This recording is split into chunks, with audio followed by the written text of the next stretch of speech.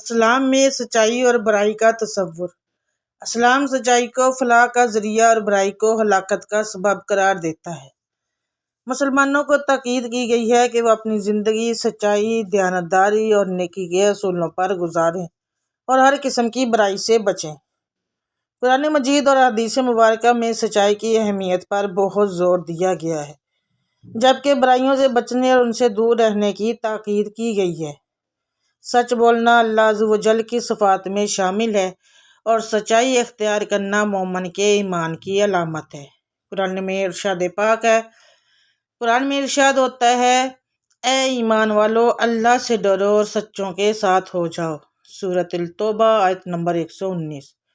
حدیث مبارکہ صلی اللہ علیہ وآلہ وسلم میں سچائی کو لازم پکڑو، کیونکہ سچائی نیکی کی طرف لے جاتی ہے اور نیکی جنت کی طرف۔ صحیح بخاری اور مسلم۔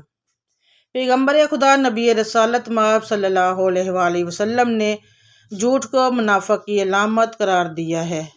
حدیث مبارکہ صلی اللہ علیہ وآلہ وسلم ہے کہ منافق کی 3 نشانیاں ہیں، جب بات کرے تو جھوٹ بولے، جب وعدہ کرے تو خلاف ورزی کرے اور جب امانت دی جائے تو خیانت کرے۔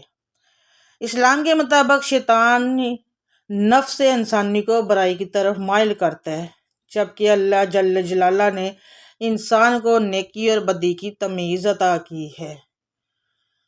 قرآن پاک میں ہے، اور نفس کی قسم اور اس ذات کی قسم جس نے اسے درست کیا، پھر اسے بدی اور تقوی کی پہچان دی۔ سورہ الشمس آیت نمبر 7 اور 8۔ اس لیے قرآن ونت کی پیروی کرو اور نیک بنو اور برائی سے بچو کہ اللہ سبحانہ وتعالیٰ نے برے کے لیے عذاب کی وعید سنائی ہے۔ اللہ تعالیٰ ہمیں نیک عمل کرنے کی زیادہ سے زیادہ توفیق دے، برائی سے بچائے اور نیک کاموں میں زیادہ سے زیادہ ہمیں عمل کرنے کی توفیق عطا فرمائے۔